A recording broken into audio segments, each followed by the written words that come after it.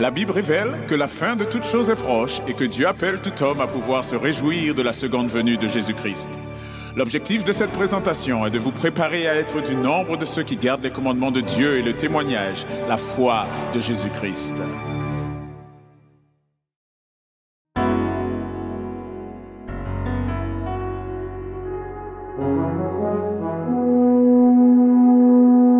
Annonçons partout le dernier message du Seigneur Jésus revenant des cieux.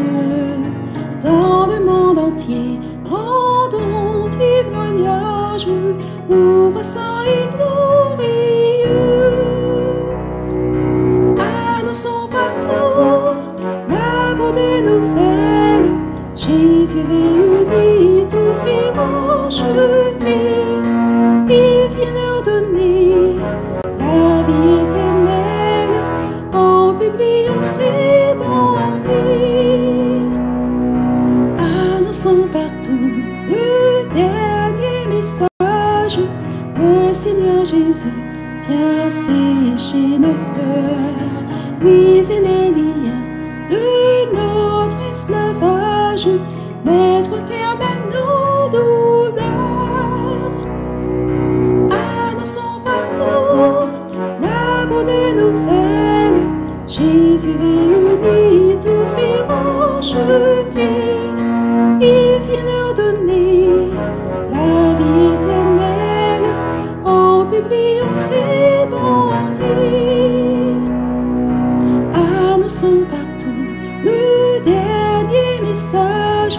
Bientôt nous verrons la sainte cité. Gloire à notre Dieu, chrétien, bon courage, car voici l'éternité. Annonçons partout la bonne nouvelle. Jésus réunit tous ses rachetés. Il vient leur donner la vie éternelle en publiant ses bontés.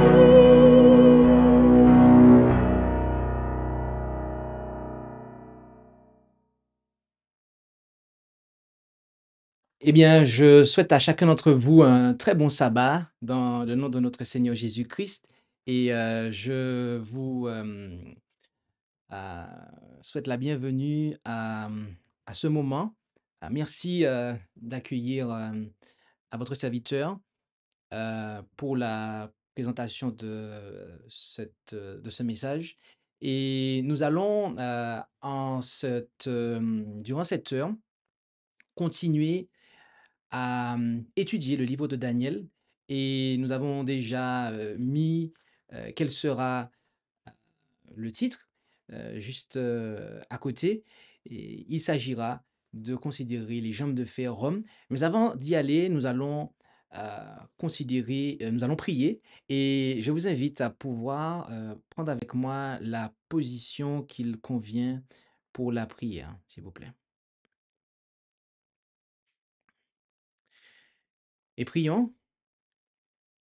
Notre Dieu, notre Père céleste, nous voulons te remercier pour ce moment que tu nous accordes pour étudier ta parole et nous voulons poursuivre nos investigations dans le livre du prophète Daniel. Et nous te demandons de nous accorder ton Saint-Esprit afin que nous soyons conduits dans la bonne compréhension du verset que nous allons voir et de ce que cela implique et des applications qui en découlent. Bénis chacun d'entre nous et tout cela nous te le demandons au nom de Jésus. Amen.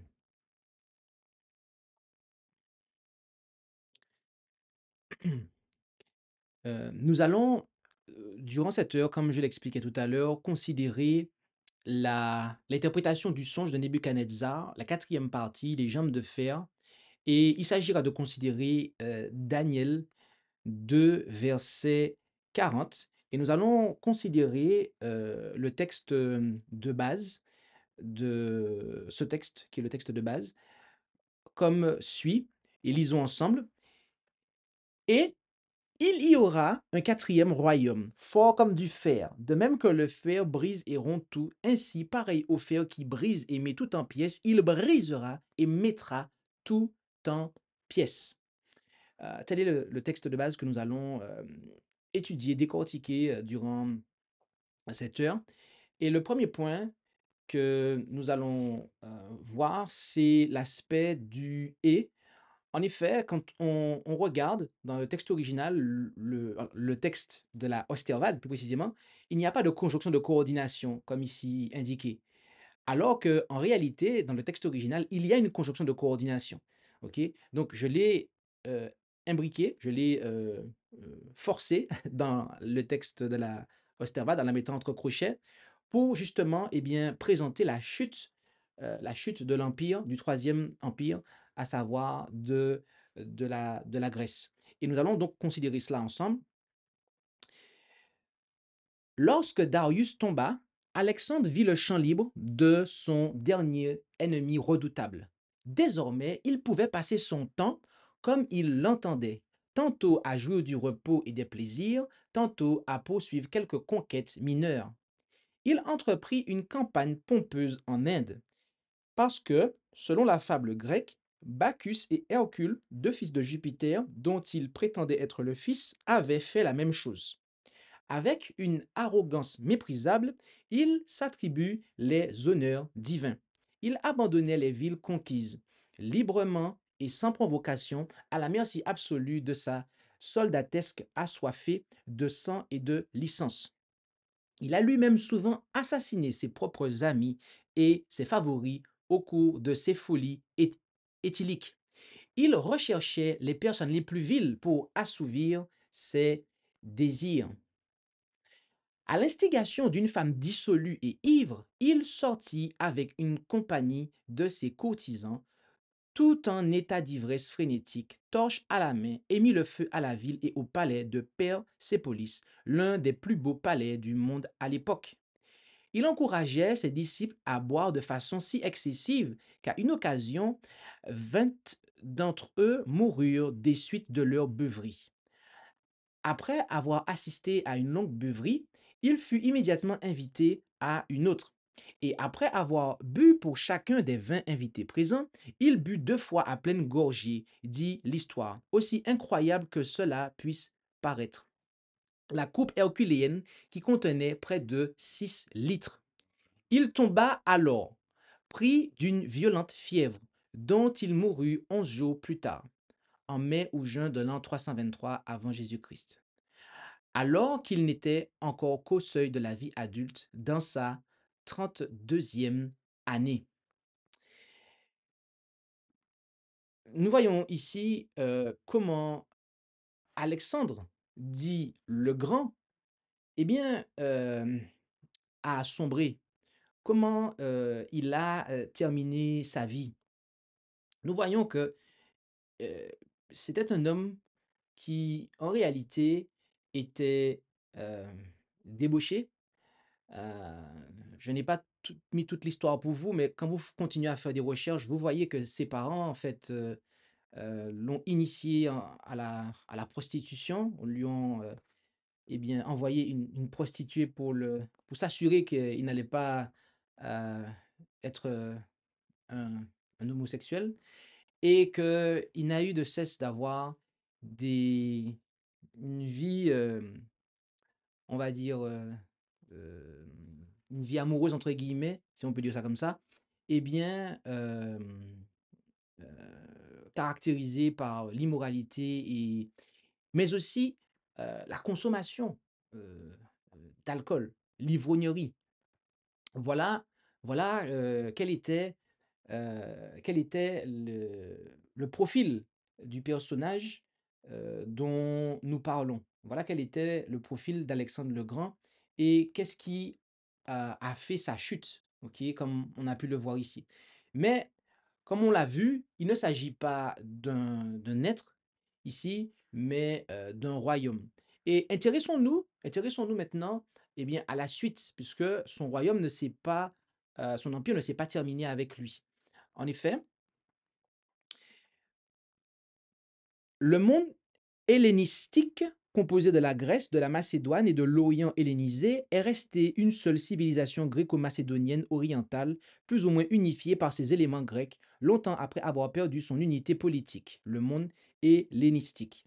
Après la mort d'Alexandre, les dirigeants macédoniens mis sur le trône son demi-frère Philippe, un déficient mental, et Alexandre, le fils posthume et illégitime d'Alexandre le Grand.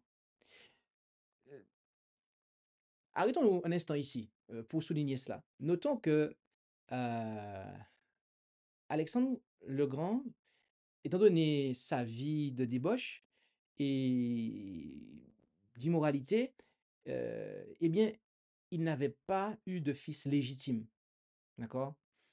Il n'avait pas eu de fils légitime. Son frère, lui-même, n'était pas très bien équilibré au niveau mental. Et, et notez la conséquence de cela. Notez la conséquence d'avoir une telle vie comme Alexandre l'a eu et des conséquences dans sa descendance. Ok? Dans sa descendance et ce qui va se passer après. Les régents successifs de ces rois fantoches tentèrent de maintenir l'empire, mais d'autres qui gouvernent divers territoires en tant que satrapes de l'empire s'efforcent de le diviser entre eux. À peine plus de 20 ans après la mort d'Alexandre, le dernier prétendant au pouvoir central fut vaincu à la bataille d'Ipsus 301 avant Jésus-Christ par une coalition de 4 rois, Ptolémée, Cassandre, Lysimaque et Séleucos, qui divisa l'empire en 4 royaumes. 20 ans plus tard, ces 4 royaumes sont réduits à 3 lorsque Séleucos Ier, souverain de la division orientale, conquiert la division septentrionale. Dès lors, le territoire de l'empire d'Alexandre se compose de 3 principaux royaumes hellénistiques et de nombreux petits États instables ou éphémères. Ces 3 royaumes, dirigés par les descendants des chefs macédoniens d'Alexandre, étaient la Macédoine, comprenant généralement la Grèce, l'Égypte et l'empire séleucide, appelé plus tard Syrie, après avoir perdu ses terres les plus à l'est. Ils ont perduré jusqu'à ce que le monde hellénistique soit repris, morceau par morceau, par la puissance montante de Rome. Bien qu'elle ait été annexée en tant que province romaine de Macédoine, 146 avant Jésus-Christ, de Syrie, 64 à 65 avant Jésus-Christ, et l'Égypte, 30 avant Jésus-Christ, elles ont conservé l'influence de la pensée grecque. Le grec reste la langue de la moitié orientale de l'Empire romain. Donc ici, nous voyons ce qu'il en est résulté. Eh bien, dans la première partie de la note que nous avons faite, Alexandre n'a pas de, on va dire, d'enfant légitime. Donc ça vient compliquer à ce qu'il y ait une descendance. Et ce qui se passe après, eh bien, c'est qu'il y a eh bien, des partis qui se forment dans ce royaume. Et du coup, bah, forcément, il y a après ça continue jusqu'à ce que ça ne tient plus et jusqu'à ce qu'une autre puissance arrive derrière. Donc, notez un petit peu ce qui a caractérisé ce royaume, comment ces dirigeants-là se comportaient, ce qui s'est passé. On va, on va faire une application euh, plus tard à la fin. Puis le texte nous parle donc d'un quatrième royaume. Et la question que l'on se pose et que l'on va se poser maintenant, c'est quel est ce quatrième royaume? Alors, il ne s'agit pas de l'étape ultérieure, divisée de l'empire d'Alexandre, mais de l'empire suivant, lequel conquit le monde macédonien. D'accord? Jusqu'à présent, l'application de cette prophétie fait l'objet d'un accord général entre les exposants. Tous reconnaissent que Babylone, la Médo-Perse et la Grèce sont représentés successivement par la tête d'or, la poitrine et les bras d'argent et les flancs d'airain. Mais avec aussi peu de raisons de diverger Il y a étrangement une différence d'opinion quant au royaume symbolisé par la quatrième division de la grande statue, les jambes de fer. Sur ce point, nous n'avons qu'à nous demander quel royaume a succédé à la Grèce dans l'Empire du monde, car les jambes de fer désignent le quatrième royaume de la Syrie. Le témoignage de l'histoire est complet et explicite sur ce point. Un royaume l'a fait, et un seul, et c'est Rome. Elle a conquis la Grèce, elle a tout soumis. Comme le fer, elle, elle, s'est- elle a brisé en morceaux et elle a été brisée en morceaux. Alors je reprends ça, elle s'est brisée en morceaux et a été meurtrie. Gibbon, suivant l'imagerie symbolique de Daniel, décrit ainsi cet empire. Les armes de la République, parfois vaincues dans la bataille, toujours victorieuses dans la guerre, s'avançaient à pas rapides vers l'Euphrate, le Danube, le Rhin et l'océan, et les images d'or, d'argent ou d'airain qui pouvaient servir à représenter les nations ou le roi étaient successivement brisées par la monarchie de fer de Rome. Au début de l'ère chrétienne, cet empire englobait tout le sud de l'Europe, la France, l'Angleterre, la majeure partie des Pays-Bas, la Suisse, le sud de l'Allemagne, la Hongrie, la Turquie et la Grèce, sans parler de ses possessions en Asie et en Afrique. Gibbon peut donc dire de lui, l'empire des Romains remplissait le monde. Et lorsque cet empire est tombé entre les mains d'une seule personne, le monde est devenu une prison sûre et lugubre pour ses ennemis. Résister était fatal et il était impossible de fuir. Et en, en continuant, en continuant, nous allons aussi partager d'autres aspects de l'histoire de cet empire romain. La Rome primitive a été colonisée bien avant la date traditionnelle de 753 avant Jésus-Christ, par des tribus latines qui étaient arrivées en Italie par vagues successives, à peu près au moment où d'autres tribus indo-européennes apparentées s'étaient installées en Grèce. Du 8e au 5e siècle environ, la cité-État latine a été gouvernée par des rois étrusques voisins. La civilisation romaine a été fortement influencée par les Étrusques arrivés en Italie au Xe siècle et surtout par les Grecs arrivés 2 siècles plus tard. Vers 500 avant Jésus-Christ, l'État romain est devenu une république et l'est resté pendant près de 500 ans.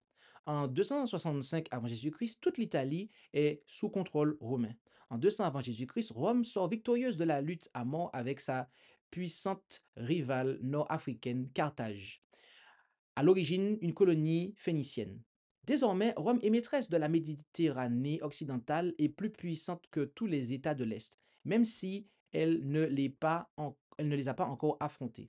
Dès lors, Rome domina d'abord, puis absorba à son tour les royaumes suivants des successeurs d'Alexandre, voir chapitre 7, verset 6, et devint ainsi la grande puissance mondiale qui succéda à celle d'Alexandre. Ce quatrième empire a été le plus long et le plus étendu des quatre, s'étendant du IIe siècle chrétien de la Grande-Bretagne à l'Euphrate. Ainsi, nous avons présenté et couvert l'ensemble de l'histoire de cet empire, l'empire romain représenté par les jambes de fer, représenté par les jambes de fer. Et le texte continue en nous disant que il est fort comme du fer. De même que le fer brise tout et rompt tout, ainsi, pareil au fer qui brise tout et met tout en pièces, il brisera et mettra tout en pièces. Ok, alors désolé, on a eu une petite coupure. Nous disions que ce royaume sera fort comme du fer. Et on nous dit que le fer brise et rompt tout. Il brise, met tout en pièces. Il brisera et mettra tout en pièces. Et nous pouvons nous poser la question sous quel rapport cela a lieu. Qu'est-ce que cela signifie? Que nous faut-il comprendre ici? J'aimerais que nous puissions porter attention au fait suivant, d'accord? À savoir que lorsque nous prenons l'interlinéaire de ce texte-là, nous voyons qu'il y a 3 verbes. Alors, il y a 4 termes.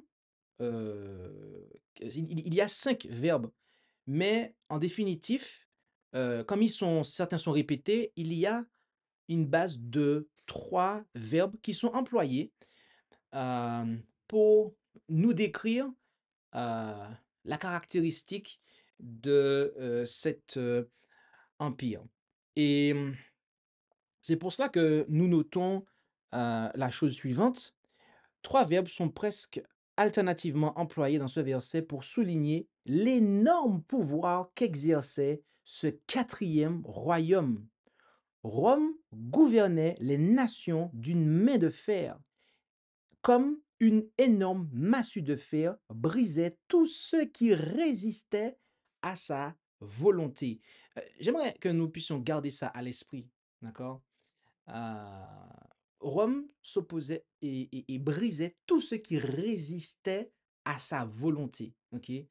Gardons bien ça à l'esprit comme fait par rapport à cet empire.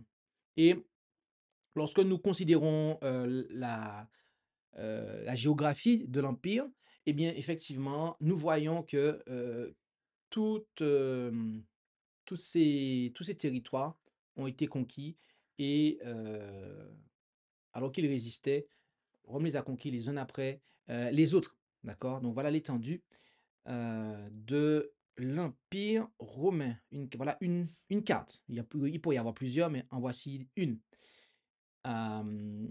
Et il y a un texte ou 2 textes que j'aimerais que nous puissions considérer ensemble qui nous montrent que cela, notamment lorsque nous regardons la partie est, OK, en Judée, ils ont conquis et il nous est dit en Jean 11, verset 48: «Si nous le laissons faire, disaient les dirigeants juifs à Jésus, tout le monde croira en lui et les Romains viendront et ils détruiront et ce lieu et notre nation». D'accord? Et c'est ce qui s'est passé. C'est ce qui s'est passé, mais pas à cause de Jésus, mais à cause d'eux-mêmes. À cause d'eux-mêmes.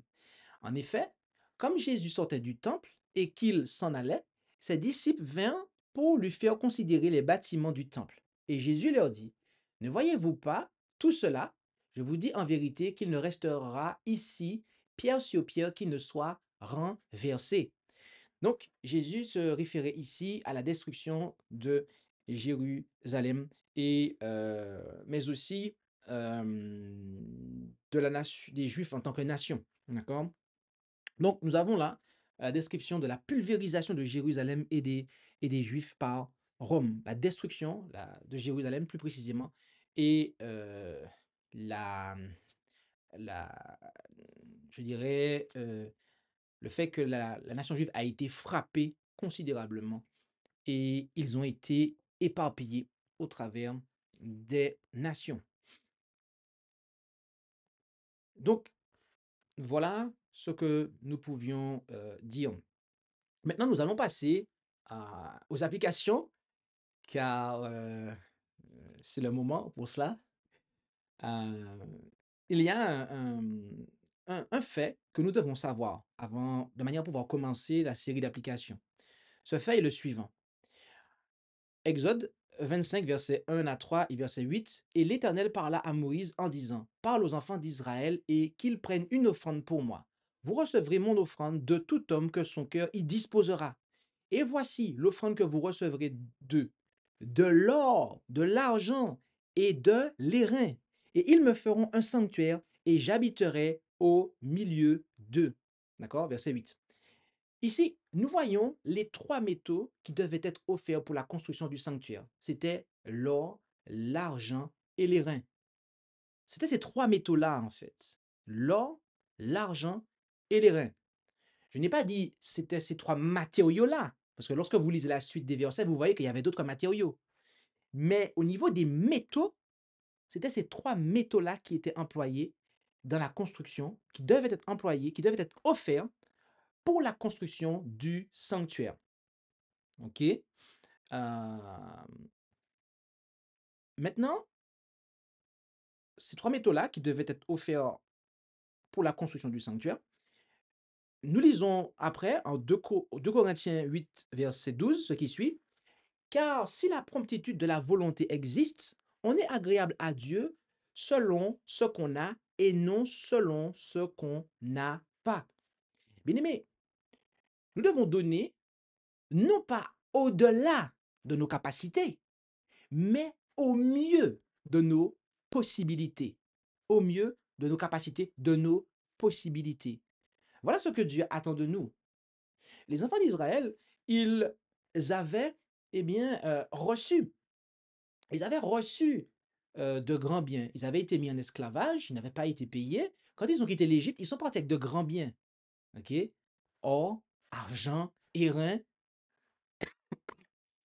Et Dieu avait demandé ce qu'il y avait de le meilleur. En matière de métaux, Dieu avait demandé ce qu'il y avait de meilleur. OK? Arrivé à ce stade, dans le sanctuaire, pour la construction du sanctuaire, dans le désert, le fer n'est pas mentionné. D'accord? Euh, Dieu va demander ça pour ce qui est de la destruction, il me semble, de Jéricho. Là, il va parler que tout doit être voile interdit, mais par contre, euh, l'or, l'argent, l'airain, le fer devra être mis dans le trésor du Seigneur. D'accord? Maintenant, le sanctuaire, c'est l'or, l'argent et l'airain. Point en matière de métaux. Et donc, Dieu nous demande ce que nous avons de lui donner au mieux de nos capacités, de nos possibilités, ce qu'il y a de mieux. Pourquoi nous prenons ce passage-là, ces passages-là? Eh bien, voyez-vous, c'est parce que Alexandre, Alexandre le Grand, qui est- était à la tête d'un empire unifié, euh, eh bien, il a, il n'a pas donné à Dieu ce qu'il y avait de meilleur. Il est mort à quel âge? Il est mort à 32 ans. Il est mort à 32 ans. Et à la suite de quoi? À la suite d'une beuverie. Il avait une vie dissolue.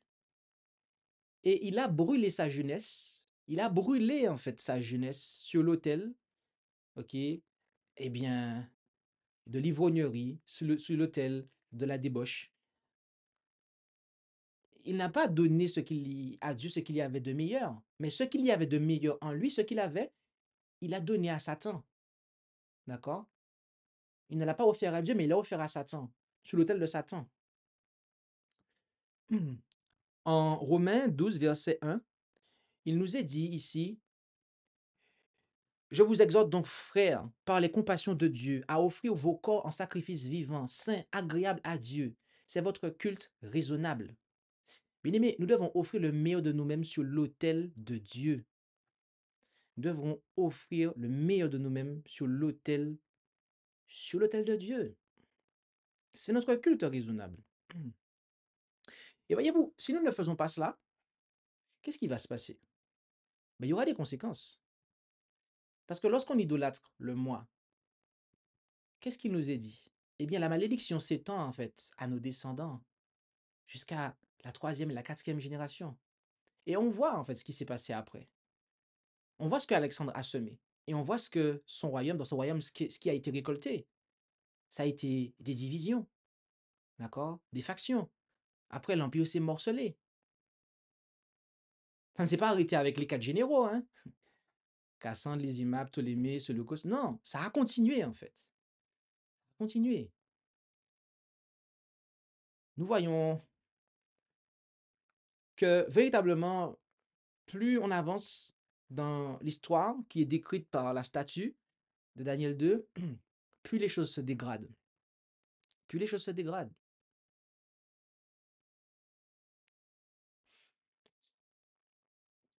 On voit les choses se dégrader.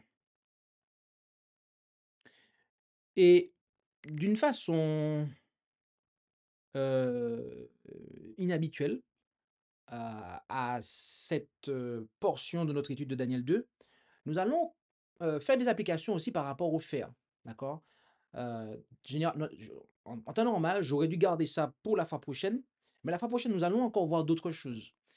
Et donc, nous allons ici faire des applications aussi par rapport à ce qu'on a vu par rapport à Rome. D'accord? Euh, euh, en Luc 4, verset 18, il nous est dit, l'Esprit du Seigneur est sur moi. C'est pourquoi il m'a oint pour annoncer l'évangile aux pauvres. Il m'a envoyé pour guérir ceux qui ont le cœur brisé. Bien-aimé, seuls ceux dont le moi aura été brisé, eh bien, ils seront guéris du péché. C'est une condition, en fait, à ce que le moi soit brisé, d'accord? Pour que nos cœurs soient guéris du péché. Et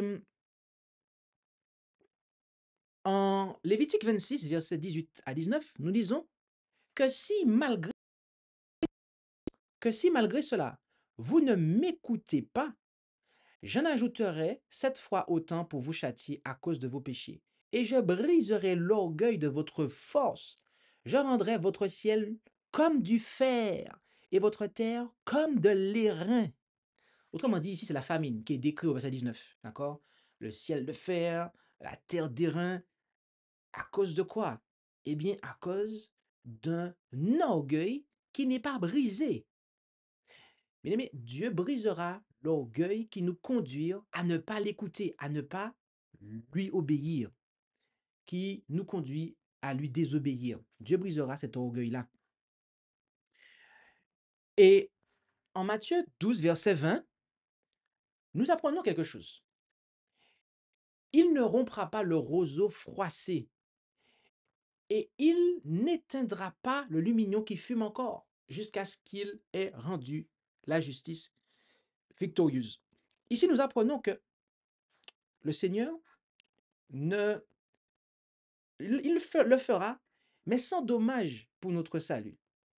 C'est-à-dire que il le fera, eh bien, sans dommage pour notre salut.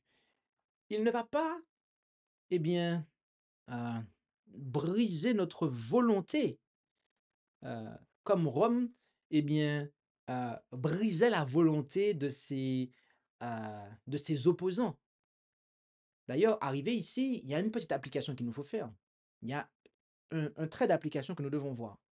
On a vu que Babylone, c'était l'orgueil, le moi. On a vu après que les Mèdes et les Mèdes et les Perses, c'était quoi? On a vu après que les Mèdes et les Perses, c'était, eh bien, une position inflexible, mais pas sous la parole de Dieu. D'accord? Ils étaient inflexibles, mais pas sous la parole de Dieu. On a vu que la Grèce, eh bien, ce qu'il y avait, cette immoralité-là, d'accord? Et aussi tout ce qu'il venait derrière, comme division, etc. Et, et on voit que Rome, eh bien, brise la volonté qui s'oppose à elle. Une volonté qui s'oppose à elle. Ça, c'est quelque chose que... Il y a une leçon derrière cela, en fait. Il y a un fil conducteur, d'accord? Orgueil, une volonté qui est inflexible. On ne s'abandonne pas totalement à Dieu. On ne donne pas à Dieu ce qui a le meilleur de soi, de ce fait. On le garde plutôt pour soi, pour se satisfaire soi-même. Et après, qu'est-ce qui se passe? Eh bien, en fait, comme on est enivré, alors voyez-le du point de vue physique ou du point de vue spirituel, il y a plusieurs applications qui peuvent être faites ici. Eh bien, ce qui va se passer, eh bien, c'est que ceux qui vont s'opposer à notre volonté inflexible, ceux qui vont s'opposer à notre, à, à notre, à nos lois propres qui sont immuables à nous, eh bien, en fait, on va les briser, en fait. On va les briser. Mais Jésus, voyez-vous, il n'agit pas comme ça. Jésus, il ne rompt pas il ne brise pas complètement, contrairement à Rome, euh, le roseau qui est cassé ou qui est froissé. Non, il a fait sans dommage pour le salut. Et, et ceci, nous nous abandonnons à son amour en Christ. D'accord? Celui qui tombera sur cette pierre sera écrasé. C'est ce qu'il est dit. Celui qui tombera sur cette pierre, excusez-moi, j'ai commis une erreur, celui qui tombera sur cette pierre sera écrasé, est-il dit. D'accord? Et celui sur qui elle tombera, elle l'écrasera. Donc, nous voyons ici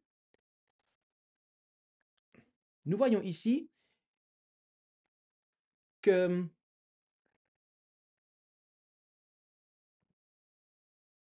nous devons nous-mêmes, eh bien, accepter de nous abandonner à Christ. Nous devons nous-mêmes céder au Christ. Le Seigneur agira pour briser notre orgueil, mais en définitive, il ne le fera pas contre notre volonté. C'est à nous de prendre cette décision finale, que cet orgueil, ce moi, soit brisé. Et voyez-vous ce qui va se passer? C'est que ceux qui lui résisteront, eh bien, au final, ils seront écrasés à jamais avec Satan. En effet, en Apocalypse 19, verset 15, il sortit de sa bouche une épée tranchante pour frapper les nations, car il les gouvernera avec un sceptre de fer. Et il foulera la cuve du vin de la colère et de l'indignation du Dieu Tout-Puissant. Apocalypse 19, verset 15. Et maintenant, Romains 16, verset 20, le Dieu de paix écrasera bientôt Satan sous vos pieds. La grâce de notre Seigneur Jésus-Christ soit avec vous. Amen. Donc, nous voyons ici ce qu'il en est. Et donc, plaise à Dieu que nous puissions accepter la gouvernance de Jésus maintenant. Sa gouvernance qui est faite d'amour, de douceur. Et sa gouvernance sous laquelle et avec laquelle il nous appelle eh bien, à venir à lui. Et oui, c'est maintenant que nous devons venir à lui. C'est comme ça qu'il nous appelle. Et tous ceux qui auront résisté à cet appel d'amour, eh bien, là, ils seront brisés, en fait. Ils seront brisés et anéantis définitivement avec le diable. Et donc, plaise à Dieu que nous puissions comprendre la volonté de Dieu à notre égard, à la lumière, eh bien, du déclin des grands empires, des empires universels de ce monde. Plaise à Dieu que nous puissions tirer des leçons de la chute de ces empires pour notre vie à nous-mêmes, pour notre vie personnelle, de manière à ce que notre vie ne soit pas eh bien, un échec, une faillite, comme on l'a lu dans une lecture hier soir, je crois, dans l'esprit de prophétie, mais au contraire, à ce que notre vie eh bien, soit une réussite. Et pour cela, eh bien, nous devons nous abandonner entre les mains du Seigneur Jésus. Nous devons nous-mêmes nous briser sur lui, sur ce rocher, de manière à ce que eh bien, nous puissions avoir la vie éternelle. Amen. Nous allons passer au moment de questions-réponses et n'hésitez pas à pouvoir poser vos questions en rapport avec cette présentation et nous allons y répondre. Alors, nous vous invitons à poser vos questions dans le chat de la webconférence ASJH 1989 de France, depuis laquelle ce service est diffusé. Et ces questions seront apportées et nous y répondrons avec plaisir. Donc, n'hésitez pas. Donc, il n'y a pas de questions. On m'a confirmé cela. Donc, gloire soit rendue à Dieu, car quand il n'y a pas de questions, c'est que on peut conclure que la chose a été clairement présentée sans ambiguïté. Et donc, avant de prier, nous allons prendre eh bien, le chant thème.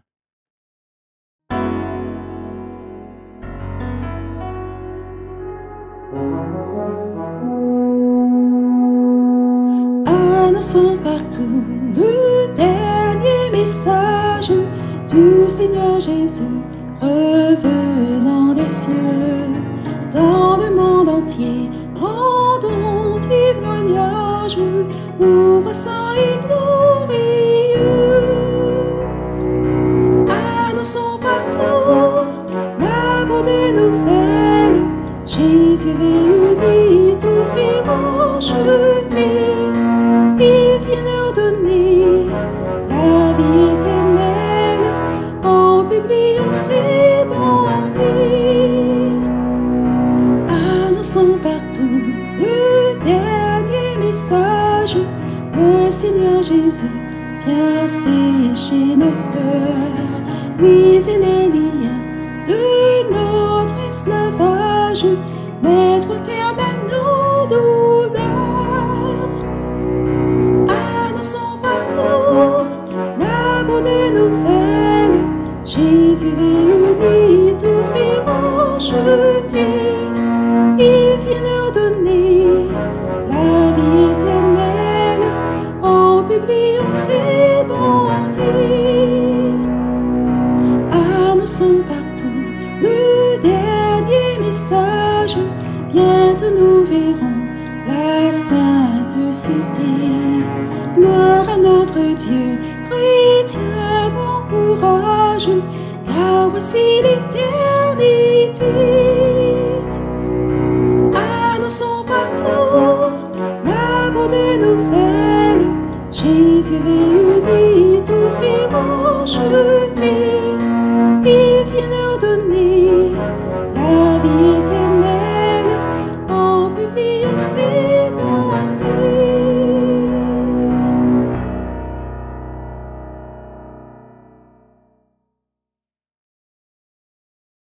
Amen. Nous allons prier et afin de pouvoir terminer. Et je vous invite à pouvoir prendre avec moi la position qu'il convient pour la prière.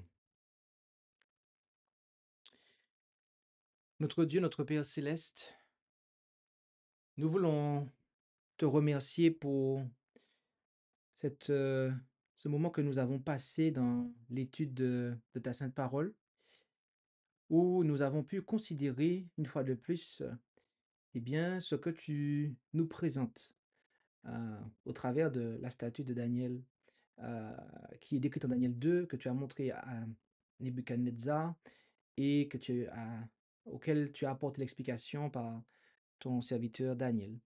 Et nous comprenons ici que euh, les, les différents empires se sont succédés et ils se sont succédés dans la décadence, dans la dégradation.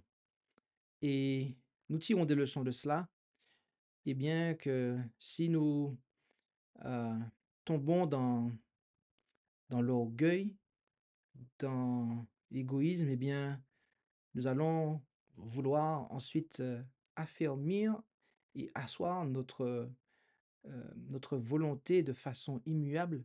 Et à la suite de ça, nous tombons dans différents, dans différents péchés et nous, nous finirons par, eh bien, vouloir euh, briser la volonté de ceux qui s'opposent à nous.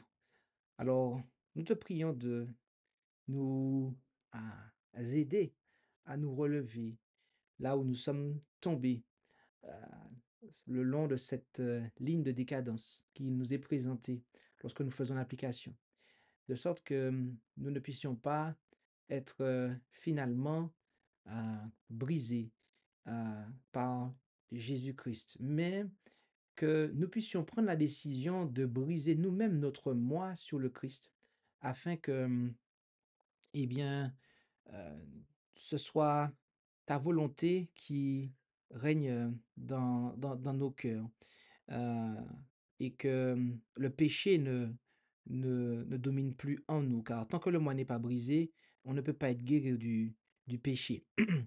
Et alors que ce moi qui nous conduit à te désobéir soit brisé, que nous puissions prendre cette décision de le briser autant de fois que nécessaire pour que nous puissions être guéri euh, par toi en Jésus.